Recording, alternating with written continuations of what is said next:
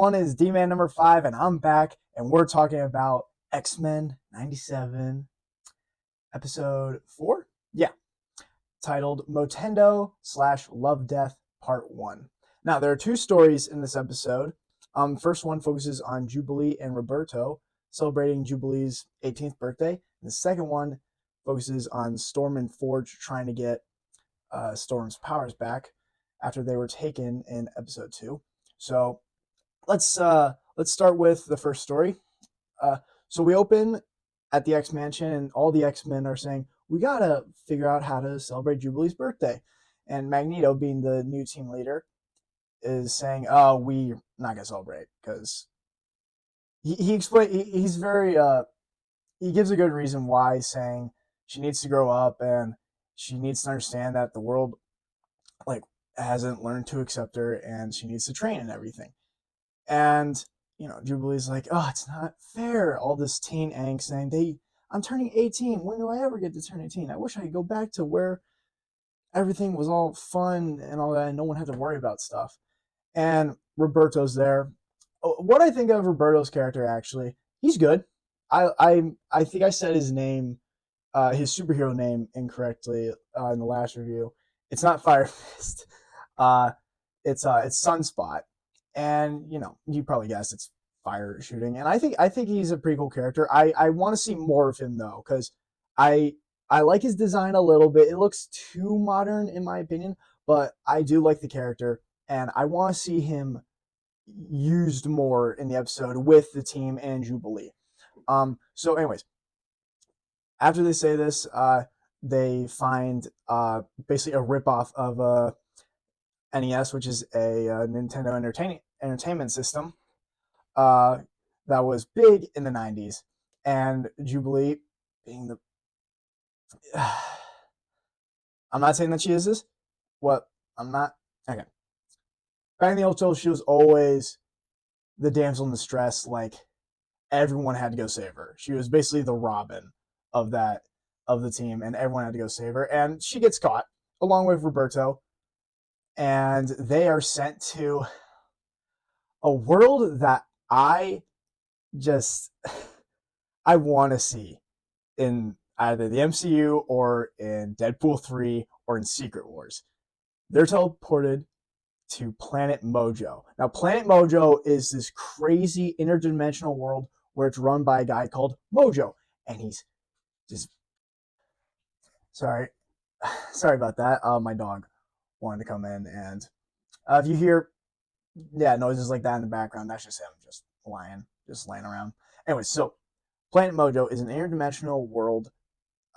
I don't want to say outside of space and time, but in another universe where it's run by a guy called Mojo, and he has the ability to see into other universes, but he uses it as reality TV to show people who come to watch the show. He's like a crazed reality TV show host, and he's like this big slime ball. He's got long nails, long arms, a big fat body. He has to be operate on a spider type machine, like a scorpion thing in the back. He's just...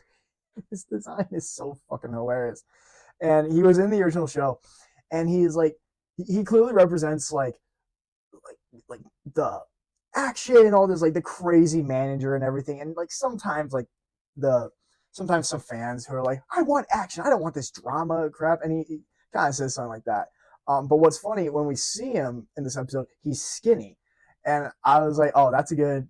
when I saw it, I was like, oh, that's a good representation of how time has passed. He would slim down. And but later, when he's getting views, he gets fat again. Again, I love Mojo because you could do so much of him. And the concept is so cool. Anyways, so he's like, I'm running out of ways to keep my audience entertained. So he puts Jubilee and Roberto in a video game that is referencing the X-Men arcade game. It's so cool. The animation recreates how the graphics were and all the designs and the voices and audio. It's really cool. If you don't know what it is, go look up videos of the game. It's really cool. And I've played the game, and it's a lot of fun. But so in the video game, Jubilee's also learning a few lessons no, she is learning a lesson, but while she's going through it, she's like, oh great, I walked down memory lane. I know how all of this goes. And it's like, this is what I'm talking about. Like, I know everything, and I know how all these events go, and I won't be heartbroken. But then throughout it, actually, there's been this mysterious figure going around, causing problems for them, and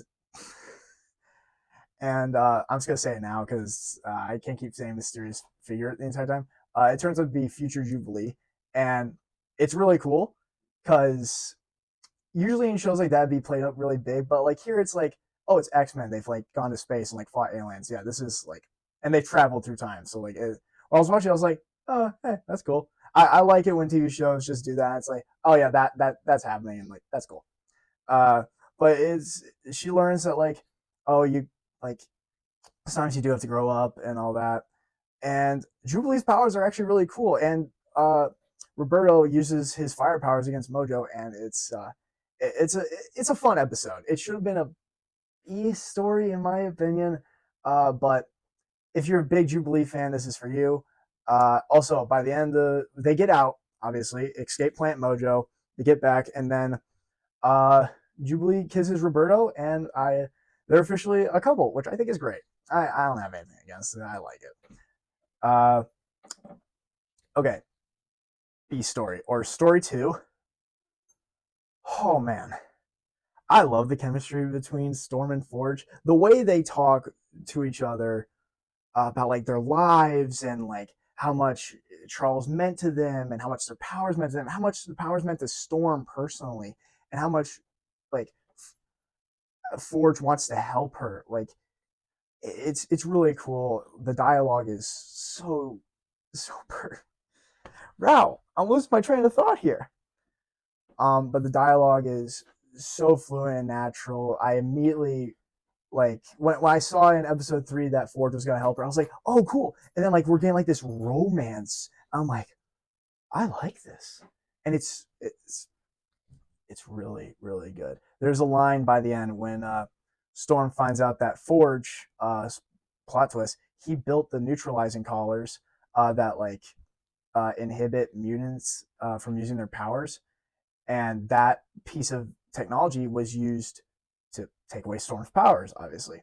And so when she finds this out, she's pissed. Like she's pissed. But then Forge like says like this really romantic thing. He says, it's something along like you are a goddess with or without your powers. Or it was like, you are a goddess, powers be damned, and I love you. I was like, oh, beautiful. And then she slaps him. I was like, oh, because you can understand both of them, because Forge, when he was building the collars, he didn't have a choice. He explains like he was lost, he's bitter.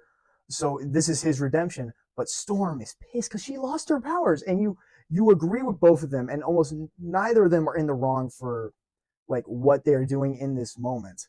But it was just a really impactful episode, and I loved it. I love Storm and Forge together. I love Storm and Forge together. Storm's actually been shipped with a couple people in the past show. I think, it was Wolverine, which was really cool. And then at one point, God, who is she? Who is she always put? Well, in the comics, she marries Black Panther. And who else does she hook up with? I don't know, but yeah, I love her in this episode. I love Forge in this episode. I love them in this episode. They were the true couple that I was loving in this episode, alongside Roberto and Jubilee. But their love and their relationship, it's like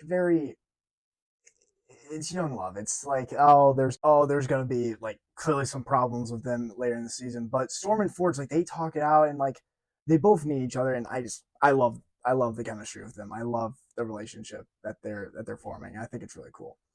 So far this episode, I give it like a 7.5 out of 10. I thought it was good. I can't wait for the next episode to come out, and I hope you guys all enjoyed. Don't forget to like, comment, subscribe, and share. And I will see you next time. Bye.